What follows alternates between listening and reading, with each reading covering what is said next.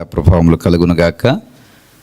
యేసుక్రీస్తు వారి యొక్క శ్రేష్టమైన నామమును బట్టి శుభములు, ఆశీర్వాదములు ఈ దిన దీవెనలో ప్రకటన చేస్తూ మరొక పర్యాయము మేల్కొల్పు ప్రార్థన ద్వారా మీ ముందుకు వస్తున్నాం.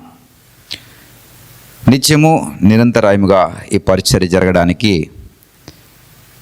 మీ నుండి వస్తున్నటువంటి స్పందన ఒక కారణమైతే, దేవాది దేవుని యొక్క కృప బలమైనటువంటి కారణం, అసలైనటువంటి కారణం ఆయన యొక్క ప్రత్యక్షత. ప్రియ సహోదరుడా, సహోదరి, ఈ స్పందన మమ్మల్ని పురుకొల్పుతూ ఉంది. వీక్షించే కొద్దిమంది అయినా స్పందించేటువంటి హృదయాలను బట్టి ఈ పరిచర్యను మేము ఎంతో ఆశతోనూ ప్రయాసతోనూ చేస్తున్నాం. మరొక మేల్కొల్పు ప్రార్థన సహవాసమునకు మరి పురుకొల్పబడుతూ ఈ ఉదయకాలం దేవునికి వాక్యమును మీ ముందుకు తీసుకుని వస్తున్నాం. ప్రియ సహోదరుడా, ఒక ఇంజనీరింగ్ విద్యార్థి తన యొక్క తరగతి క్లాసులకు వెళ్ళి ఆ పాఠాలు వినడం ద్వారా, ఆ పాఠాలు నేర్చుకోవడం ద్వారా, ఆ పాఠాలు అభ్యసించడం ద్వారా దాని మీద మనసు నిలపడం వలన ఆ ఇంజనీరింగ్ విద్యార్థి మరి చక్కటి ఇంజనీర్గా మార్చబడడానికి, తీర్చిదిద్దబడడానికి అవకాశం ఉంటుంది. భవిష్యత్తులో అతడు గొప్ప ఇంజనీర్ అవుతాడు. ఆయా విభాగాలలో వారు చేసినటువంటి కోర్సును బట్టి మరి మెకానికల్ ఇంజనీర్, సివిల్ ఇంజనీర్ లేదా కంప్యూటర్ ఇంజనీర్, ఇలా వారి యొక్క ప్రతిభను బట్టి గొప్ప గొప్ప ఇంజనీర్గా మార్చబడతారు. వైద్య వృత్తిలో ఎవరైతే పాఠాలు విని క్లాసులకు అటెండ్ అయ్యి ఆ పాఠాలు నేర్చుకుని ఆ పాఠాలకు తగినట్టుగా వారు మరి ఆ మైండ్ని లేదా జ్ఞానాన్ని సంపాదించుకుంటారో వారందరూ కూడా మంచి ఉన్నతమైనటువంటి వైద్యులుగా మార్చబడతారు. అలాగే న్యాయవాది వృత్తిలో ఉన్నటువంటి వారు, లాయర్లని పిలువబడేవారు, అడ్వకేట్లని పిలువబడేవారు, వారు కూడా ఆ లా కోర్సుని జాగ్రత్తగా చదవడం వలన మరి ఆ లా మీద, న్యాయశాస్త్రం మీద మంచి పట్టు ఉంటుంది. మంచి పేరు గాంచినటువంటి లాయర్గా అతడు మరి పేరు సంపాదించుకోగలుగుతాడు.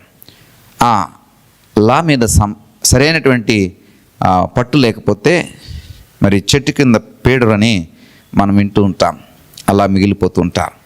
కాబట్టి మనం చదివే చదువు మనకేం నేర్పిస్తుంటుందంటే దాని మీద పట్టు, దాని మీద ఒక అవగాహన, జ్ఞానాన్ని మనకి ఇస్తూ ఉంటుంది.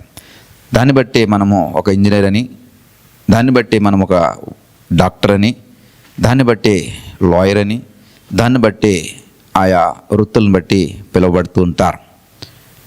మరి దేవునికి వాక్యము ప్రతి ఉదయమున మేము ముందుకు తీసుకొస్తున్నాం. ఈ వాక్యము మరి మనకు ఏమి నేర్పిస్తుంది? ఇంజనీరింగ్ కోర్స్ చేసేవాడికి ఇంజనీరింగ్ పాఠాలు నేర్పబడతాయి. వైద్య వృత్తి చదివేవాడికి దానికి సంబంధించిన పాఠాలు నేర్పించబడుతూ ఉంటాయి. ఇలా మరి ఆయా వృత్తులను బట్టి లేదా వారు ఎంచుకున్నటువంటి సిలబస్ని బట్టి, కోర్సులను బట్టి పాఠాలు అందించబడుతుంటాయి. మరి ఉదయముననే మీకు అందించబడేటువంటి ఈ మేల్కొల్పు ప్రార్థన పాఠాలు ఏమిటి అంటే, వాక్యము, జీవవాక్యము, దేవుని యొక్క మాట అనేటువంటి పాఠాలు. ఇది ఎవరికి సంబంధించింది అంటే నీతిమంతుడైన యేసుక్రీస్తు వారికి సంబంధించినటువంటి పాఠాలు.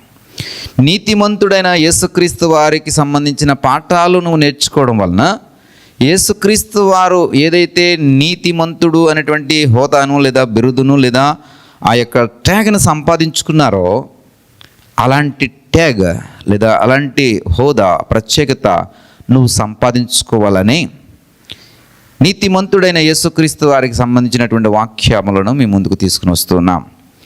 ఈ ఉద్దేశము లేదా ఈ ప్రత్యక్షత యొక్క అర్థం ఏమిటంటే, ఒక ఇంజనీర్ తయారు చేయబడుతున్నట్టుగా, ఒక వైద్యుడు తయారు చేయబడుతున్నట్టుగా, ఒక లాయర్ తయారు చేయబడుతున్నట్టుగా, ఒక ఐఏఎస్ ఆఫీసర్ తయారు చేయబడుతున్నట్టుగా, ఐపీఎస్ ఆఫీసర్ తయారు చేయబడుతున్నట్టుగా నీతిమంతులను తయారు చేయాలనేది దేవుని యొక్క దాసులమైనటువంటి మా యొక్క ప్రత్యక్షత. నీతిమంతులను తయారు చేయాలి. నీతిమంతులను తయారు చేయాలంటే నీతిమంతుడి గురించినటువంటి పాఠాలు, దేవుని నీతిమంతుడి గురించినటువంటి వాక్యాలు, నీతిమంతుడి గురించినటువంటి ఈ యొక్క ఉపదేశములను మేము నిత్యము నేర్పిస్తూ ఉండాలి. దాన్ని మీకు అందిస్తూ ఉండాలి, దాన్ని మీకు బోధిస్తూ ఉండాలి. అప్పుడు ఈ నీతిమంతుడైన యేసుక్రీస్తు వారి గురించినటువంటి ఈ యొక్క బోధ మీరు వినుట ద్వారా మీరు కూడా నీతిమంతుడి గురించి తెలుసుకుని, మీరు కూడా యేసుక్రీస్తు వారి యొక్క నీతికి తగినట్టుగా నడుచుకోవడానికి, తయారు చేయబడడానికి, ఆ నీతికి తగినట్టుగా మీరు మార్చబడడానికి, నీతిమంతుడు అనేటువంటి ముద్రను, ఆ ట్యాగ్ని మీరు సంపాదించుకోవడానికి అవకాశం ఉంటుంది. అలా నీతిమంతుడిగా మీరు మార్చబడాలి. 112వ కీర్తన 6వ వచనములో, 112వ కీర్తన 6వ వచనములో, నీతిమంతులు నిత్యము జ్ఞాపకములో నుందురు.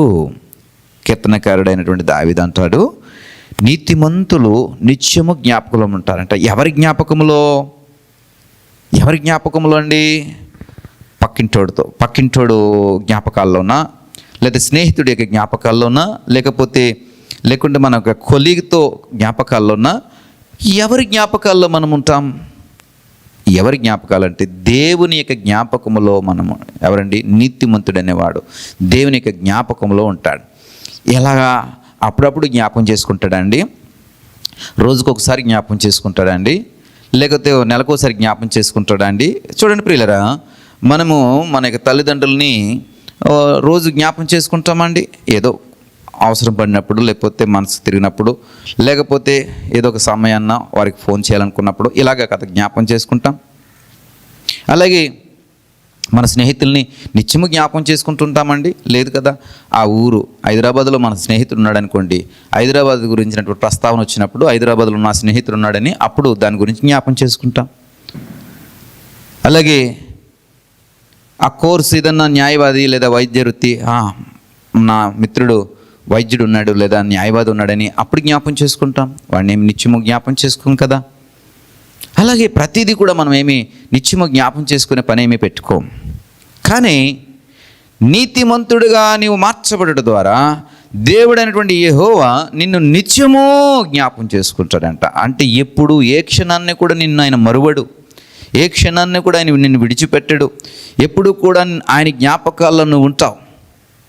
ఎంత గొప్ప కృప అండి! ఆయన జ్ఞాపకాల్లో నువ్వు నిత్యం ఉండడం అంటే, అనుక్షణము ఆయన జ్ఞాపకాల్లో ఉండడం అంటే, అనుక్షణము ఆయన జ్ఞాపకాల్లో నువ్వు ఉండాలంటే నువ్వు నీతిమంతుడిగా మార్చబడాలి.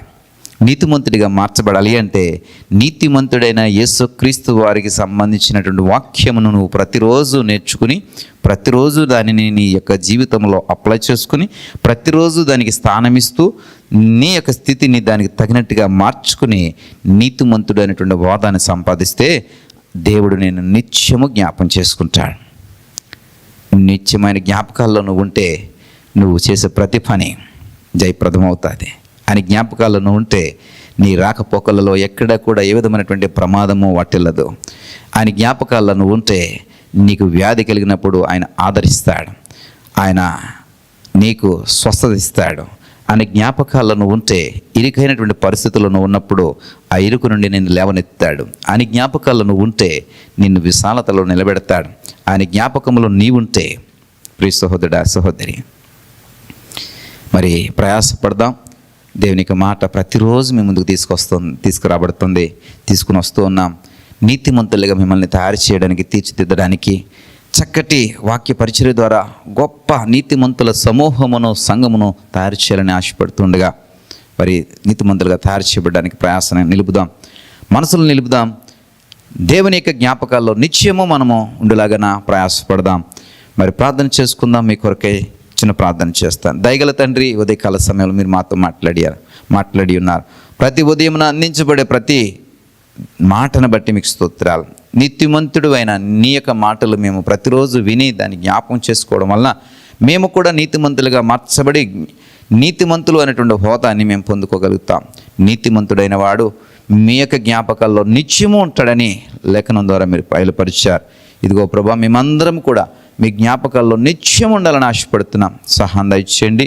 ఇదిగో ప్రభా, మా నీతికి తగినట్టుగా మా నీతిమంతమైనటువంటి స్థితిని నిర్మించుకోవడానికి నీ వాక్యములను మేము ఆధారంగా చేసుకోవడానికి సహాయం దయచేయండి దేవా. ఈ కృప మా అందరికీ అనుగ్రహించమని ప్రార్థన చేస్తున్నాం. మహిమ ఘనత ప్రభావాలు మీరే పొందుకొనమని యేసు వారి నామమును బట్టి వేడుకుంటున్నాం తండ్రి.